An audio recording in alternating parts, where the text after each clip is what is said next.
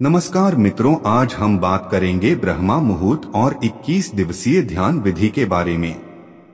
यह एक ऐसी ध्यान विधि है जिसका यदि आप मात्र 21 दिनों तक लगातार अभ्यास करते हैं तो आपकी कोई भी मनोवांछित मनोकामना, इच्छा या प्रार्थना पूरी हो जाती है, क्योंकि आपको इस ध्यान विधि का अभ्यास ब्रह्मा मुहूर्त में करना है।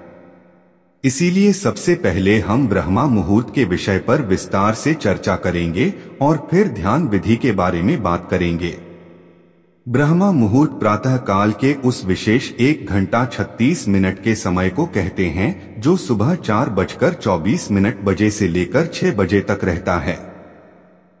लेकिन इस विषय में कुछ और भी मान्यताएं हैं। अगर हम प्राचीन ग्रंथों का अध्ययन करें तो उनके अनुसार रात्रि को 4 कालों में विभाजित किया गया है, जिसमें पहला काल है रुद्रकाल। रुद्रकाल शाम 6 बजे से लेकर रात्रि 9 बजे तक प्रभावी रहता है। उसके बाद दूसरा काल है राक्षस काल। राक्षस काल रात्रि 9 बजे से लेकर 12 बजे तक प्रभावी रहता है। फिर उसके बाद तीसरा काल है गंधर्व काल।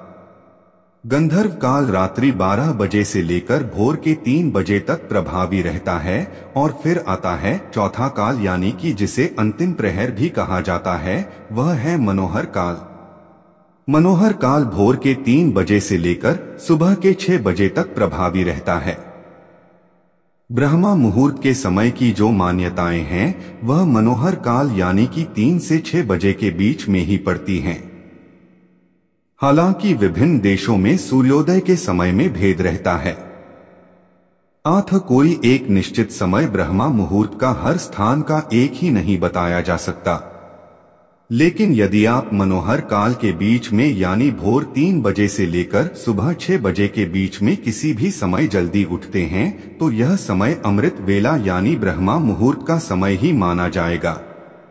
अगर हम ब्रह्मा मुहूर्त का शाब्दिक अर्थ को समझने की कोशिश करें तो ब्रह्मा का मतलब होता है देव अर्थात जो ज्ञान के देवता हैं, और मुहूर्त अर्थात समय खंड यानी एक ऐसा समय जिसमें हम ज्ञान को समझने का प्रयत्न करते हैं। यानी कि ज्ञान को समझने का जो समय है उसको हम ब्रह्मा मुहूर्त कहते हैं। ब्रह्मा मुहूर्त की बहुत ही महत्वपूर्ण चर्चाएं हमारे शास्त्रों में की गई हैं। ब्रह्मा मुहूर्त में जो ब्रह्मांड है और जो देव शक्तियां हैं वह वातावरण में विचरण करती रहती हैं। अगर आपकी नींद इस समय के दौरान अचानक खुल जाती है तो इसका मतलब शुभ ऊर्जाएं आपसे संपर्क करना चाहती हैं। इसलिए जब आप इस समय में उठकर ध्यान जैसी शुभ क्रियाएं करेंगे तो आपको बहुत जल्दी उन ऊर्जाओं से संपर्क स्थापित होना शुरू हो जाएगा। इसी प्रकार सभी धर्म के जो देवालय हैं, वह चाहे मंदिर हो, गुरुद्वारे हो या फिर जितने भी पूजा स्थल हैं, वह सब ब्रह्मा मुहूर्त में ही खोले जाते हैं। क्योंकि यही वह समय है जब सारी नकारात्मक शक्तियां सो जाती हैं और सकारात्मक शक्तियां जागृत होती हैं। इस समय बहने वाली वायु को अमृत वायु कहा जाता है, क्योंकि सारा प्रदूषण और सारी दूषित वायु समाप्त होकर वातावरण में ऑक्सीजन के रूप में व्याप्त रहती है। और रात के समय ओस पड़ने के कारण इस समय वायुमंडल दिन की अपेक्षा काफी शीतल रहता है और मनोहर रहता है। इस समय वातावरण बिल्कुल शांत होता है और इस समय सोकर उठने के कारण हमारी मस्तिष्क की सभी क्रियाएं भी बिल्कुल शांत होती हैं। इसलिए यदि आप इस समय अपनी स्टडी करते हैं, पढ़ाई करते हैं, कोई प्लानिंग करते हैं या इंटर एस्पेक्ट करते हैं या ध्यान करते हैं तो उसमें आपको बहुत लाभ मिलता है। आपने वह कहावत तो सुनी ही होगी कि जल्दी सोना और जल्दी उठना सफलता की प्रथम सीढ़ी है। इसलिए यदि आप भी सफल होना चाहते हैं तो ब्रह्मा मुहूर्त में उठना शुरू करें। इससे आपको बहुत सफलता मिलेगी। एक्चुअली प्राचीन काल में इलेक्ट्रिसिटी नहीं होती थी, इसलिए लाइट नहीं रहने पर लोग सूर्यास्त के बाद सो जाते थे और सूर्योदय से पूर्व यानी ब्रह्म मुहूर्त में ही उठ जाया करते थे। यह प्रकृति के साथ चलने की उनकी एक पद्धति थी। अतः जो भी व्यक्ति प्रकृति के साथ संतुलन बनाकर चलता है वह हमेशा स्वस्थ ही रहता है। और यह भी देखा गया है कि जो लोग प्रातः काल जल्दी उठते हैं वह बिल्कुल स्वस्थ रहते हैं, और अक्सर वह लोग जो नाइट शिफ्ट में काम करते हैं उनको स्वास्थ्य संबंधी समस्याएं आने लगती हैं। कहने का तात्पर्य यह है कि अगर आप प्रकृति के साथ मेल जोल बनाकर चलते हैं तभी हम स्वस्थ रहते हैं।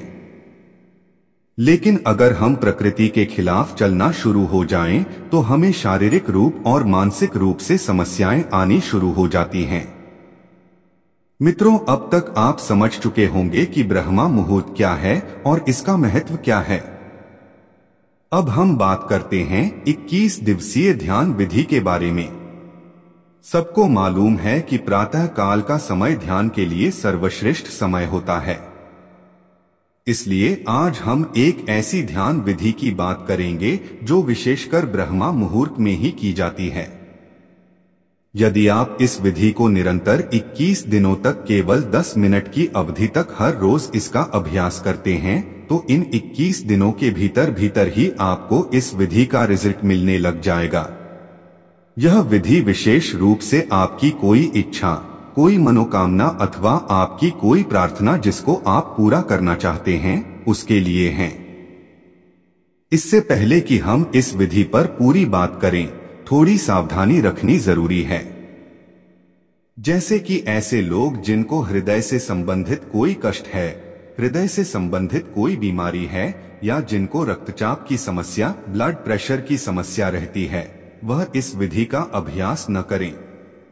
इसलिए क्योंकि इस विधि के अंदर हमें सांस को रोककर रखना पड़ता है। यही कारण है कि हृदय रोगी और रक्तचाप के मरीज इस विधि को बिल्कुल न करें। अब कैसे इसको करना है, चलिए जानते हैं। यह एक बहुत ही चमत्कारिक विधि है और बहुत जल्दी अपना रिजल्ट देती है। इसका कारण है कि इस विधि में हम अपना ध्यान अपने आज्ञा चक्र पर स्थित रखते हैं, और आज्ञा चक्र हमारा एक ऐसा चक्र है जो हमारे संकल्प का स्थान है, और हमारी विजुअलाइजेशन का स्थान है, और हमारी क्रिएटिविटी का स्थान है। अगर हम इस चक्र पर केंद्रित होकर कोई प्रार्थना करते हैं, कोई संकल्प को दोहराते हैं, तो वह संकल्प या प्रार्थना बहुत जल्द पूरी हो जाती है, क्योंकि इस चक्र का कार्यक्षेत्र ही यही है। इसे हम संकल्प चक्र भी बोलते हैं। वह इसलिए क्योंकि इस चक्र पर ध्यान लगाने से हमारे संकल्प पूरे होते हैं। जैसे कि अगर हम कोई आज्ञा करें तो वह आज्ञा पूरी हो जाती है। वैसे ही सबसे पहले आप अपनी कोई एक मनोकामना लें। जैसे कोई भी ऐसी इच्छा है जो आप पूरा करना चाहते हैं, उसको अच्छी तरह डिसाइड कर ले कि मेरी यह इच्छा है, मेरी यह मनोकामना है, यह पूरी होनी चाहिए, क्योंकि आपको 21 दिनों तक केवल उसी इच्छा की पूर्ति के लिए ही इस ध्यान विधि का अभ्यास करना है। इसलिए सबसे पहले आप अपनी एक इच्छा डिसाइड कर लें, फिर अपना ध्यान शुरू करें। सबसे पहले अर्ली मॉर्निंग यानी किसी ब्रह्मा मुहूर्त के समय आप उठेंगे, और उठने के बाद फ्रेश होकर नहा धो लें तो अच्छी बात है। नहीं तो सिर्फ अगर मुंह हाथ भी अच्छी तरह से धो लेंगे तो भी चलेगा। और फिर उसके बाद आप अपने घर के मंदिर में, पूजा स्थल में या अपने ध्यान कक्ष में ध्यानस्थ होकर बैठ जाएं। ध्यान रखें कि वह जगह ऐसी हो जहां से बाहर की प्राणवायु भी आपके कमरे के भीतर प्रवेश करती हो, क्योंकि इस विधि को हम प्रातः काल ब्रह्मा मुहूर्त में करते हैं। अतः इस समय आपको शुद्ध प्राणवायु की जरूरत रहेगी। तो ऐसे स्थल पर बैठना है जहां पर खुली हवा आपको अपने रूम में आती रहे, और जब आप ध्यानस्थ होकर बैठें तो कमर सीधी करके और गर्दन सीधी करके दोनों हाथों को घुटनों पर रखकर बैठ जाएं। इसके बाद मुट्ठी बंद कर लें और पहले 2